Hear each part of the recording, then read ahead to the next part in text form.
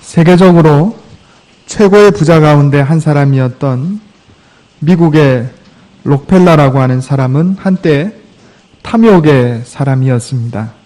그는 직원들을 가혹하게 부렸고 그저 돈을 모으는데 인생을 다 투자하였습니다.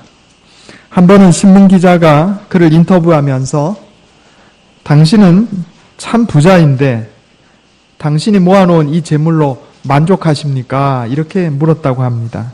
그러자 록펠러는 천만의 말씀입니다. 만족하지 못합니다. 이렇게 대답을 했습니다. 기자가 다시 물었습니다. 그러면 얼마를 더 가져야 만족하시겠습니까? 그러자 록펠러가 대답하기를 조금만 더 이렇게 대답했다고 합니다. 조금만 더. 마하트마 간디는 이런 이야기를 했습니다. 대지는 모든 사람의 필요를 충족시키기에 충분하지만 모든 사람의 탐욕에 대해서는 그렇지 않다. 이게 간디의 말입니다. 오늘 주님께서는 우리에게 일용할 양식에 대해서 하나님께 요청하도록 그렇게 기도를 가르치셨습니다. 오늘 우리 주기도문 세 번째 시간인데 11절부터 오늘 보겠습니다. 오늘 우리에게 일용할 양식을 주시옵고 우리가 우리에게 죄 지은 자를 사하여 준 것 같이 우리 죄를 사하여 주시옵고 우리를 시험에 들게 하지 마시옵고 다만 악에서 구하시옵소서. 예수님께서 하나님께 요청하라 이렇게 말씀하신 것은 오늘 필요한 양식입니다. 영어로 하면 daily bread입니다. daily bread. 오늘 하루 필요한 양식. 많은 돈을 하나님께 구하라 이렇게 말씀하지 않으셨고 1년 동안 먹을 양식을 구하라 이렇게 말씀하지 않으셨고 오늘 필요한 양식을 구하라 이렇게 말씀하셨습니다. 우리는 예수님의 말씀에서 이 필요라는 단어하고 정욕이라는 단어를 좀 구분해서 생각해야 하겠습니다. 우리가 이 세상 살아갈 때 필요한 것들이 있습니다. 이걸 영어로 need라 이렇게 얘기할 수 있습니다. 그런데 우리가 필요한 것보다 더 많은 것을 가지고 싶어 할 때 우리는 이것을 탐욕 혹은 정욕이라 이렇게 이야기합니다. 이걸 영어로 하면 lust 이렇게 얘기할 수가 있겠습니다. 옛날 중세의 귀족들 중에는 먹는 것을 즐기는 사람들이 있었다고 합니다. 소위 말하는 식도락가들입니다. 귀한 음식, 진귀한 음식들을 쌓아놓고 이건 먹는 것, 이 혀를 즐겁게 하는 것을 인생의 가장 큰 행복이라고 생각을 했습니다. 그런데 사람 배가 한계가 있잖아요. 그러니까 열심히 먹고 나서 이게 맛이 있는 걸 더 먹어야 되는데 더 못 먹겠단 말이죠. 손가락을 집어넣어가지고 토해놓은 다음에 토해서 버리고 다시 먹었다고 그래요. 이 기록에 있는 이야기입니다. 오늘날 우리가 원하는 것은 우리에게 꼭 필요한 것을 넘어서는 경우가 많습니다. 우리가 자본주의 사회에서 살기 때문에 그저 무엇인가 많이 가지고 집에 많이 쌓아놓으면 그걸로 행복을 누린다는 생각을 할 때가 많습니다. TV나 신문 등 대중매체에서는 계속 광고가 나옵니다. 이것을 가져라, 그리하면 행복해질 것이다. 저것도 가져라, 그러면 행복해질 것이다.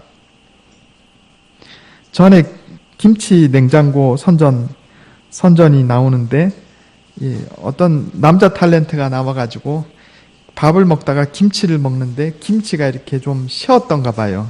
그랬더니 이렇게 얘기합니다. 사랑이 식었나 봐. 그리고 이제 김치 냉장고 선전이 나오는 거예요. 자, 김치 냉장고, 새로운 김치 냉장고와 또 사랑이 서로 연결되는 그런 광고가 나오는 세상입니다. 우리도 예외가 아닙니다. 핸드폰 2년마다 바꾸잖아요. 고장 안 났는데 또 바꾸고 그럽니다. 심지어 6개월마다 핸드폰 바꾸는 분들도 많이 있다 그럽니다. 새로운 모델이 나오면 그거 가지고 자랑하고 싶어서 비싼 돈을 들여서 6개월마다 핸드폰을 바꿉니다. 그리고 핸드폰 바꾸는 비용을 마련하기 위해서 열심히 아르바이트하고 정신없이 살기 위해서 정신없이 일하고 이것을 행복한 삶이라고 생각한다 하는 겁니다. 예수님께서 일용할 양식이라고 말씀하셨을 때 이거 헬라어로는 에피오시오스라고 하는 단어입니다. 이것은 생존을 위한 필요한 이런 단어예요. 일용할이라는 뜻이. 그러니까 생존을 위해서 꼭 필요한 양식을 놓고 기도하라 하는 겁니다. 우리의 탐욕을 충족시키기 위한 기도가 아닙니다. 내가 살아가는데 꼭 필요한 것, 그것을 위하여 기도하라 이렇게 말씀하셨습니다. 야고보서 4장 1절 말씀에 너희 중에 싸움이 어디로부터, 다툼이 어디로부터 나느냐, 너희 지체 중에서 싸우는 정욕으로부터 나는 것이 아니냐 그랬습니다. 디모데전서 6장 6절에 그러나 자족하는 마음이 있으면 경건은 큰 이익이 되느니라 그랬습니다. 우리 마음을 담백하게 먹고 살아야 한다 하는 겁니다. 자꾸 이 세상 것에 집착하고 살면 부족한 것만 보이는 거예요. 자꾸 부족한 것만 보여요. 그러니까 채워지지 않고 마치 이 밑에 깨진 독에 물을 붓는 것처럼 끝없이 사고 또 사고 집에 쌓아놓고 소비해도 우리의 텅 빈 마음은 채워지지 않는 때가 많다 하는 겁니다. 우리가 오늘 성경 말씀대로 자족하는 마음을 가져야 하겠습니다. 내게 내 생존에 꼭 필요한 것을 가지고 나면 그 다음에 그 이외의 것들에 대해서는 욕심을 버려야 한다 하는 겁니다. 이게 어떻게 그렇게 되겠습니까? 어떻게 해야 되겠어요? 수도해야 됩니다. 수도. 제가 우리 교회 공동체 3가지 특징이 있다 그랬죠? 뭐죠? 교회 공동체는 예배 공동체다 그랬습니다. 그 다음에 또 교회 공동체는 무슨 공동체라 그랬죠? 예? 교회 공동체는 교회 공동체는 또 수도 공동체라 제가 그랬잖아요. 교회 공동체는 예배 공동체고 또 교회 공동체는 수도 공동체입니다. 수도 공동체. 우리가 수도해야 한다 하는 겁니다. 아까 말씀드린 한때 탐심의 사람이었던 록펠러는 삼가 모든 탐심을 물리치라. 사람이 사는 것이 그 소유에 넉넉한 데 있지 아니하니라. 예수님의 말씀을 듣고 깨달았습니다. 그리고 그는 중년 이후의 인생을 돈을 위해서 사는 것이 아니고 하나님을 위해서, 이웃을 위해 인생을 산 사람이 되었습니다.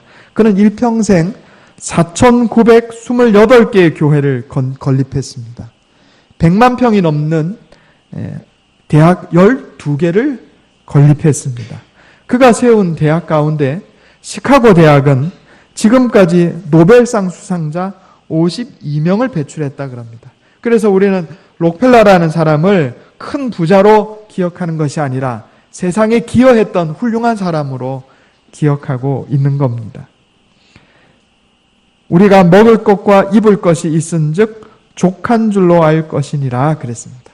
마음을 수양하고 내게 먹을 것과 입을 것이 있으면 족한 줄로 알고 내가 사는 아파트 평수에 만족하고 내가 가지고 있는 가전제품에 만족하고 하나님 내게 주신 남편에 만족하고 감사하고 하나님 내게 주신 아내에 감사하고 만족하고 이것이 우리 행복의 중요한 요소가 되는 겁니다.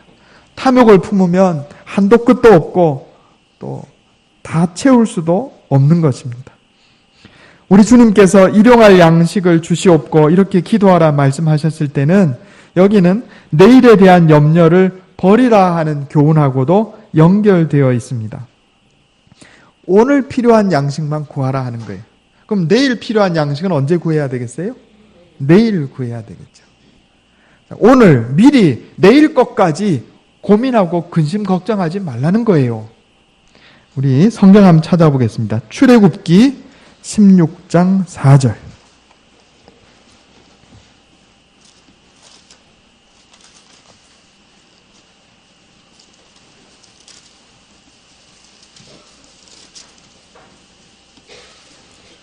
구약성경 106페이지입니다. 출애굽기 16장 4절 5절 말씀입니다.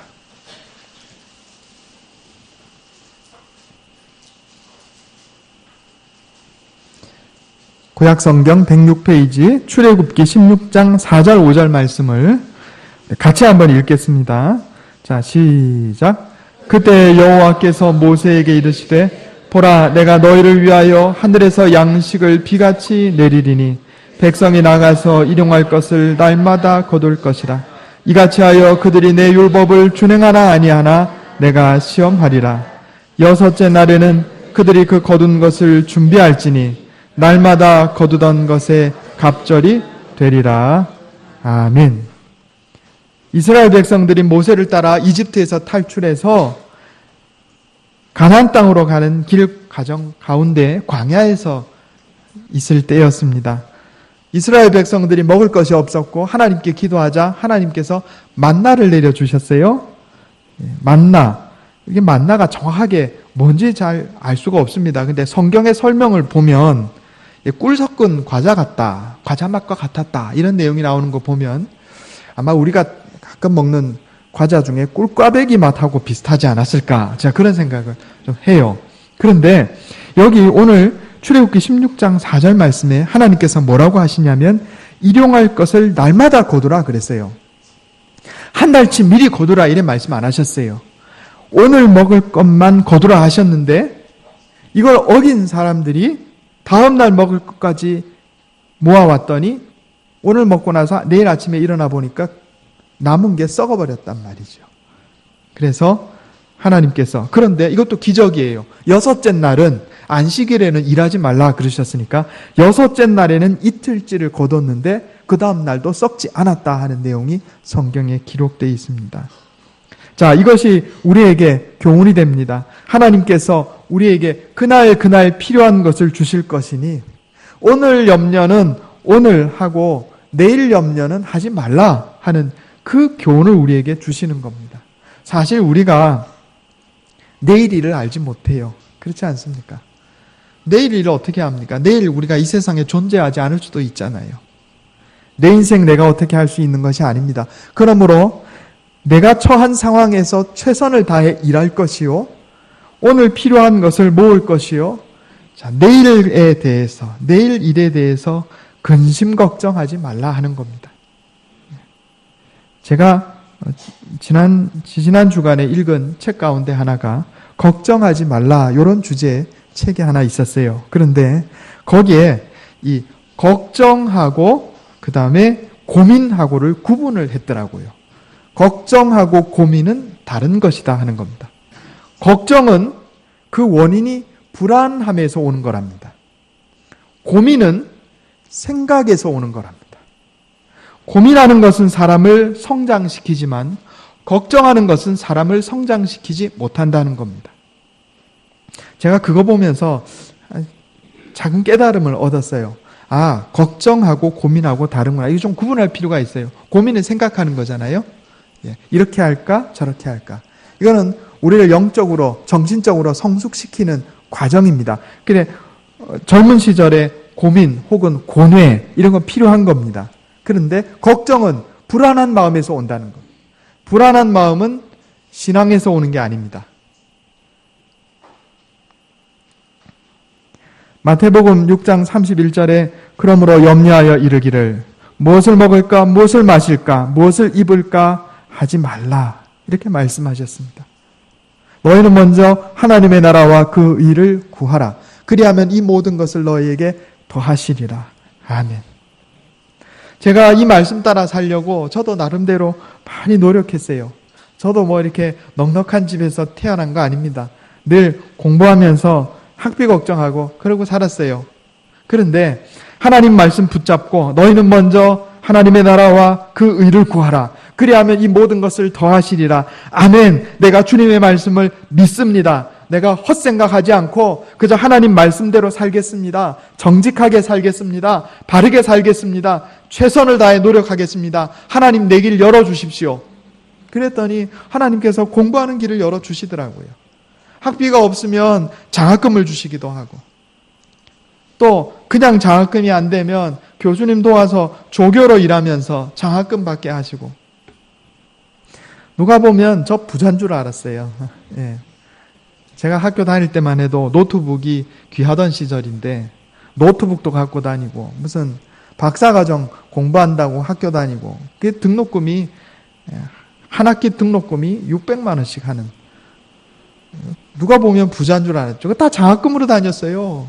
돈 없어도. 하나님 나라와 그 일을 구하라. 그리하면 이 모든 것을 너에게 더하시리라. 아멘하고 바르게 살려고 애를 썼더니 처음에는 좀 힘들어도요. 여러분, 하나님이 한번 문을 열어주시고 길을 열어주시면 인생이 풀리는 겁니다. 그건 내가 무슨 계획한다고 되는 게 아니고요. 예측한다고 되는 거 아닙니다. 염려할 필요가 없어요. 그러니까 우리는 근심하면 됩니다. 염려 근심은 놓고 고민만 하면 돼요. 어떤 고민? 어떤 게 하나님 기뻐하시는 길인가? 이것만 고민하면 돼요. 그러니까 근심, 염려, 걱정하지 말고 그건 불안해서 출발하는 겁니다. 고민만 하는 거예요. 어느 것이 하나님께서 기뻐하시는 길일까? 이것일까? 저것일까? 이것은 세상이 좋아하는 길이지 하나님 기뻐하시는 길은 아닌데 고민하고 그 길을 걷지 않고 하나님 기뻐하시는 길만 가면 돼요. 그러면 하나님 길 열어주세요. 하나님은 살아계신 하나님입니다. 우리 주님 예수님께서 일용할 양식을 구하라 이렇게 말씀하셨어요. 내게 필요한 것을 구하되 그리고 하나님 뜻대로 살면 되는 겁니다. 염려할 거 없어요. 디모데전서 6장 9절 10절에 부하려 하는 자들은 시험과 올무와 여러 가지 어리석고 해로운 욕심에 떨어지나니 곧 사람으로 파멸과 멸망에 빠지게 하는 것이라. 돈을 사랑함이 일만하게 뿌리가 되나니 이것을 탐내는 자들은 미혹을 받아 믿음에서 떠나 많은 근심으로서 자기를 찔렀도다. 염려 근심을 칼과 같은 것으로 표현해요. 염려 근심하면 이게 자기를 칼로 찌르는 것과 같다는 겁니다. 그럼 목사님 부자가 되면 안 됩니까? 아니요, 부자 돼도 됩니다. 다만 내가 부자가 되려고 해서 되는 것이 아니고 내가 하나님 말씀 따라 살다 보면 돈에 재능 있는 사람은 부자가 되는 것이고 공부에 재능 있는 사람은 학자가 되는 것이고 상업에 재능 있는 사람은 기업가가 되는 것이고 발명에 재능 있는 사람은 발명가가 되는 것이고 그냥 그런 거예요. 여러분 스티븐 잡스나 또 누구죠? 마이크로소프트의 빌 게이츠나 이 사람들이 돈을 목적으로 살았다는 얘기 들어본 적 있어요? 없어요. 그 사람들은 하나님께서 자기에게 주신 재능을 최선을 다해서 발휘한 것이고 부자가 되는 것은 부수적으로 얻은 것에 불과한 거예요. 내가 부자가 될 수도 있고 학자가 될 수도 있고 기업가가 될 수도 있고 또 교육자가 될 수도 있어요. 그것은 하나님께서 내게 주신 재능에 따른 거예요. 내가 하나님의 말씀 따라 살면 하나님께서 내게 계획하신 대로 이루는 것뿐이란 말입니다. 그런데 그저 돈 모으는 것을 인생의 목적으로 삼고 살게 되면 그 사람의 인생은 불행한 인생 됩니다. 멸망에 빠지게 하는 것이라 그랬어요. 어리석고 해로운 욕심에 떨어지나니 곧 사람으로 파멸과 멸망에 빠지게 하는 것이라. 돈을 인생의 목적으로 삼으면 결코 안 됩니다. 그거 버려야 됩니다. 돈이 인생의 목적이 되면 안 돼요. 지금 내 직업에서 내가 하고 있는 일에서 내가 하나님의 영광을 위해서 최고가 되겠노라 이렇게 마음먹고 살면 돈이 필요하다 하면 하나님께서 돈 주시는 거고 다른 것이 필요하다 하면 하나님께서 그거 주시는 거예요. 믿으시기 바랍니다. 하나님께서는 우리가 하나님께 예배 드리는 삶을 살게 하시려고 우리를 창조하셨습니다. 그래서 일용할 양식을 구하고 만나도 매일매일 내려주셨는데 안식일 전날은 만나를 2배로 주셨단 말이에요. 이유가 뭐예요? 하나님께 예배 드리라고. 예배는 우리 삶의 변두리가 아닙니다. 예배는 우리 삶의 중심입니다. 돈 모으는 걸 내 삶의 중심으로 삼고 예배를 내 삶의 변두리로 삼아 놓은 인생은요, 불행한 인생 돼요. 하나님께 예배 드리는 것이 먼저이고 하나님의 말씀에 순종하는 것이 먼저이고 그 다음에 나머지는 내 주변이 될 때 인생이 행복한 인생이 되는 겁니다. 하나님께서는 우리가 하나님께 예배 드리고 하나님의 말씀에 순종하며 살고 욕심 부리지 않으면 필요한 것을 주시겠다 이렇게 말씀하셨어요. 우리가 주기도문 외울 때마다 바로 이런 예수님의 가르침을 마음속에 새기시기 원합니다. 예. 두 번째로 우리 주님께서 우리 죄를 사하여 주시옵고 이렇게 말씀하셨습니다. 이 말씀 대단히 중요한 말씀입니다. 오늘 주기도문 마태복음 6장 9절에서 13절까지 말씀에 우리가 우리에게 죄 지은 자를 사하여 준 것 같이 우리 죄를 사하여 주시옵고 그랬는데 이 말씀이요 바로 주기도문 가르침 끝난 다음에 다시 반복됩니다. 우리 마태복음 6장 14절 15절 한번 보겠습니다. 신약성경 8페이지 마태복음 6장 14절 15절 같이 읽겠습니다. 시작. 너희가 사람의 잘못을 용서하면 너희 하늘 아버지께서도 너희 잘못을 용서하시려니와 너희가 사람의 잘못을 용서하지 아니하면 너희 아버지께서도 너희 잘못을 용서하지 아니하시리라. 아멘. 예수님께서 주기도문 다 가르쳐 주셨는데 그 주기도문 가운데 특별히 한 부분만 다시 반복해서 제자들에게 가르쳐 주셨어요. 그게 뭔고 하니? 우리가 우리에게 죄 지은 자를 사하여 준 것 같이 우리 죄를 사하여 주시옵고. 이 부분을 다시 반복하셨단 말이에요. 이 부분만. 왜 반복하셨을까요? 중요하니까. 제가 성경에 한 번 나오는 말씀은 중요한 거라 그랬죠. 두 번 나오는 말씀은 중요하고 또 중요한 거라 그랬죠. 세 번 나오는 말씀은 중요하고 또 중요한 거라 그랬습니다. 여기 이 말씀이 반복됐다는 것은 주기도문 말씀 가운데 가장 중요한 것이다 이렇게 말씀하신 것과 다름이 없어요. 내용이 뭐예요? 다른 사람 용서하라는 겁니다. 내가 다른 사람 용서해야 하나님이 내 죄를 용서하신다는 겁니다.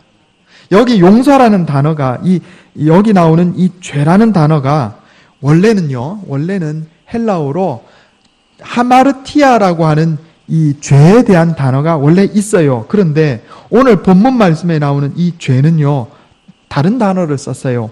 오페일레마라는 단어인데 이건 빚이라고 하는 단어입니다. 빚. 내가 다른 사람이 내게 진 빚을 탕감해 주면 하나님도 내 빚을 탕감해 주실 것이요.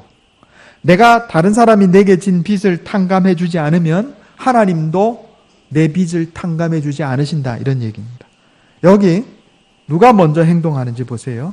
하나님이 내 죄를 먼저 용서하시고 그 다음에 내가 다른 사람의 죄를 용서하는 게 아니에요. 내가 다른 사람의 잘못을 용서하면 하나님께서도 내 잘못을 용서하신다. 순서가 내가 먼저 용서하고 그 다음에 하나님이 나를 용서하시는 것으로 되어 있어요. 그만큼 내 행위가 중요하다는 얘기입니다. 성경은 우리가 다른 사람과 맺는 관계가 우리가 하나님과 맺는 관계하고 연결되어 있음을 가르쳐주고 계십니다. 이 구약 성경에 보면 여러 가지 제사가 있는데 제사 종류가 크게 5가지가 있어요. 번제, 소제, 화목제, 속죄제, 속건제. 그런데 이 제사 중에 특별히 속건제라고 하는 제사가 있습니다. 이것은 내가 다른 사람한테 뭔가 잘못했을 때 하나님께 제사 드리는 거예요. 좀 이상하지 않아요? 내가 잘못한 대상은 다른 사람인데 제사는 누구한테 드려요? 하나님한테. 이것은 내가 다른 사람과의 관계가 내가 하나님과 맺는 관계하고 서로 밀접하게 관련되어 있음을 말씀하는 겁니다. 내가 다른 사람에게 잘못했을 때 그 사람에게 배상하고 용서를 구하는 것 못지않게 하나님 앞에도 제사 드려야 한다는 얘기예요. 서로 연결되어 있는 겁니다. 예수님께서는 마태복음 18장에서 용서에 대한 비유를 들어서 설명하셨습니다. 1만 달란트 빚진 자가 임금으로부터 용서를 받았는데 자기에게 100데나리온 빚진 자를 용서를 안 해줬어요. 빚을 탕감을 안 해줬어요. 그러니까 임금님이 화가 나서 1만 달란트 빚진 자를 옥에 가두었다 하는 내용입니다. 이 1만 달란트가 오늘날의 돈 액수로 말하면 3조에서 4조 원 가까이 되는 돈입니다. 100데나리온은 500만 원에서 700만 원 정도 되는 돈입니다. 내가 3조, 4조 되는 빚을 탕감받았는데 500만 원, 700만 원 되는 빚을 탕감을 안 해줘서 하나님이 나를 옥에 가두신다 하는 내용입니다. 우리는 원래 죽을 수밖에 없는 죄인입니다. 지옥에 떨어질 수밖에 없는 죄인입니다. 그런데 하나님께서 예수 그리스도의 피로 우리의 죄를 용서해 주셨어요. 그러므로 우리가 다른 사람이 나에게 지은 죄 가운데 우리가 용서하지 못할 죄는 없는 겁니다. 용서해야 되는 거예요. 용서가 쉽지 않죠. 용서가 쉽지 않습니다. 용서에 단계가 있다 그랬어요. 용서의 첫 번째 단계가 뭐라고 그랬어요? 여러분 기억나세요? 보복을 포기하는 겁니다. 두 번째 뭐예요? 마음으로 용서하는 겁니다. 세 번째 뭐예요? 말로도 용서하는 겁니다. 보복을 포기하는 것만 해도 참 훌륭한 사람입니다. 세 번째까지 가는 사람은 성인이에요, 성인. 우리 거기까지는 못해도 적어도 보복을 포기하는 데까지는 우리가 가야 됩니다. 누가 나에게 잘못한 거, 보복을 포기하는 겁니다. 이게 쉬운데 잘 안 돼요. 집에서 부부싸움만 해도 아내가 나한테 못된 소리 한번 하면 나도 꼭 한번 받아쳐줘야 되잖아요. 그래야 속이 후련하잖아요. 남편이 나한테 좀 잘못하면 꼭 한마디 바가지 긁어야 되잖아요. 그죠? 그래야 내 속이 시원해지죠? 그런 사람 아무도 안 계신가 보네. 저만 그런가 봐요. 그런데 그거 안 하는 게 보복을 포기하는 거예요. 그거 안 하는 게. 그것만 해도 우리 인생이 달라집니다. 예. 내가 나에게 죄 지은 자를 사하여 준 것 같이 내 죄를 사하여 주시옵고. 입으로만 주기도문 외울 게 아니고 삶으로 실천을 해야 되는 겁니다. 삶으로 실천을 해야 돼요. 그럼 인생이 바뀐다 하는 겁니다. 마지막으로 우리 주님께서 우리를 시험에 들게 하지 마시옵고 다만 악에서 구하시옵소서 그랬습니다. 여기서 말하는 시험은 쉬운 단어로 하면 유혹입니다. 유혹. 야고보서 1장 12절 말씀 한번 보겠습니다. 야고보서 1장 12절.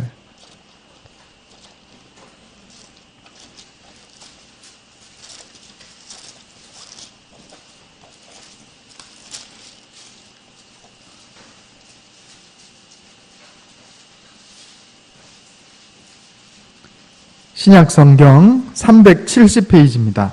야고보서 1장 12절에서 15절까지 말씀입니다.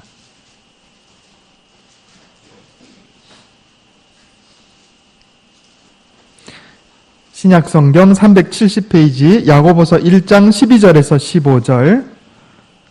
저하고 여러분이 우리 한 절씩 교독하겠습니다. 시험을 참는 자는 복이 있나니 이는 시련을 견디어낸 자가 주께서 자기를 사랑하는 자들에게 약속하신 생명의 면류관을 얻을 것이기 때문이라.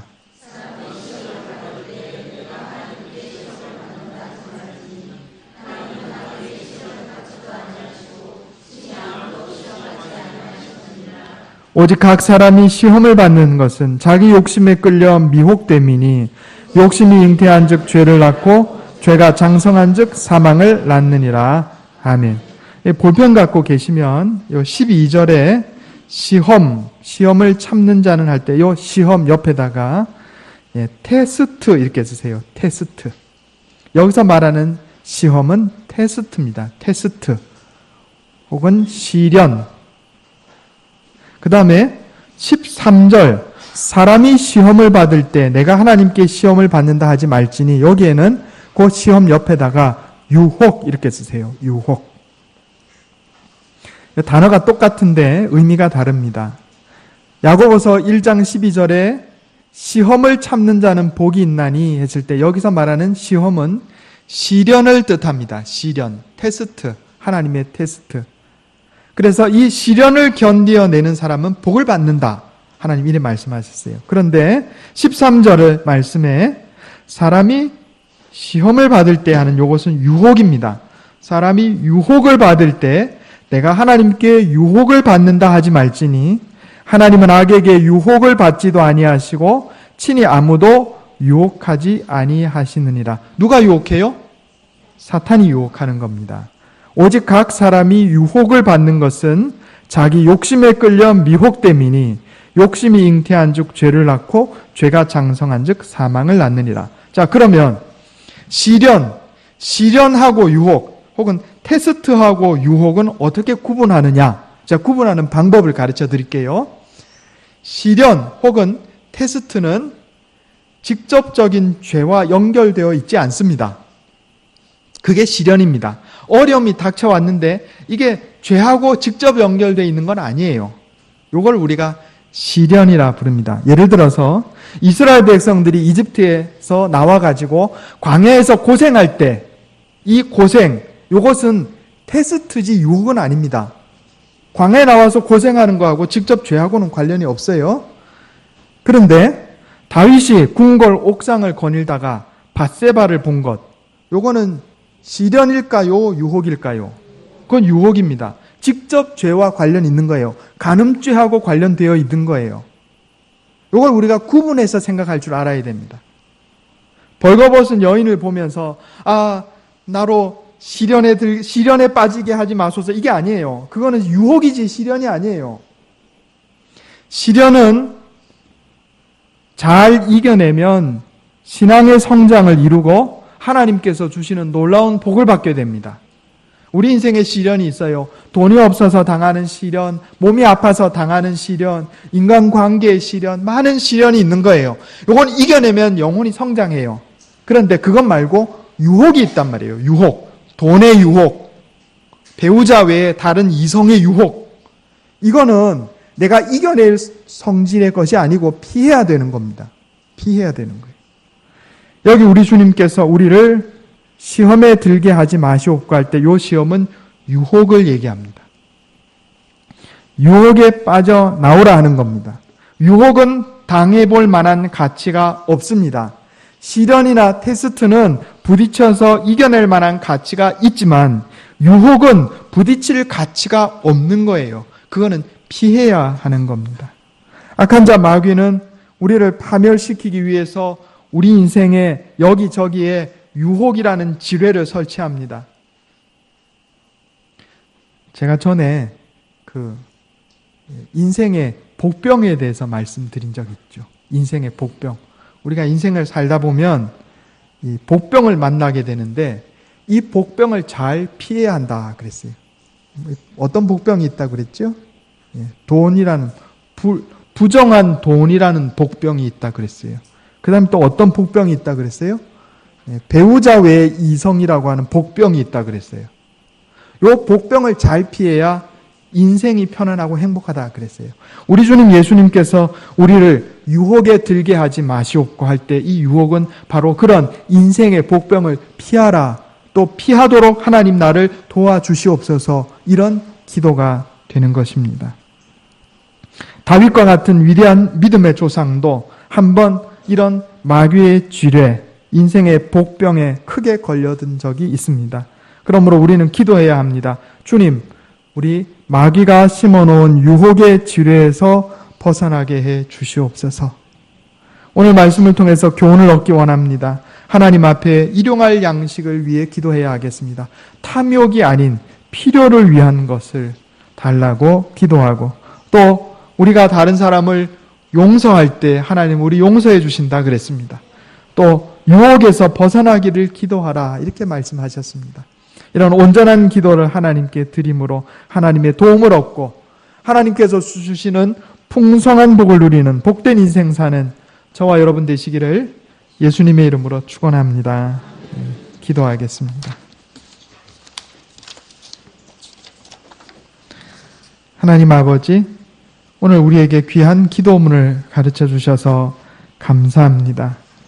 우리에게 일용할 양식을 달라 기도하라 말씀하셨습니다. 하나님, 정욕으로 구하는 것이 아니라 필요한 것을 하나님께 구하는 지혜로운 자 되게 해 주옵시고, 모든 염려를 벗어나서 하나님 나라와 그 의를 먼저 구하는 신실한 종으로 살게 하여 주시옵소서. 하나님, 예수 그리스도의 십자가의 은혜로 우리 죄를 용서하여 주시고 하나님의 백성 삼아 주셨사오니 우리도 우리에게 잘못한 자들을 용서하는 관용의 마음을 갖게 하여 주시옵소서. 먼저 보복을 포기하게 하시고 마음으로 용서하게 하시고 말로도 용서하는 온전한 자 되게 하여 주시옵소서. 하나님, 우리 인생을 살면서 닥치는 여러 가지 시련들은 믿음으로 극복하게 하시고 마귀가 심어놓은 유혹의 지뢰들은 지혜롭게 피해가는 자 되게 해 주시옵소서. 그래서 하나님, 내게 약속하시고 예비하신 놀랍고 풍성한 복을 누리며 평강과 행복 가운데 사는 아름다운 인생 살게 하여 주시옵소서. 이것이 내 힘과 능력만으로 되지 않음을 고백하오니 말씀으로 날마다 나를 깨우쳐 주시고 성령으로 인도하여 주시옵소서. 우리 주 예수님의 이름으로 간절히 기도하옵나이다. 아멘.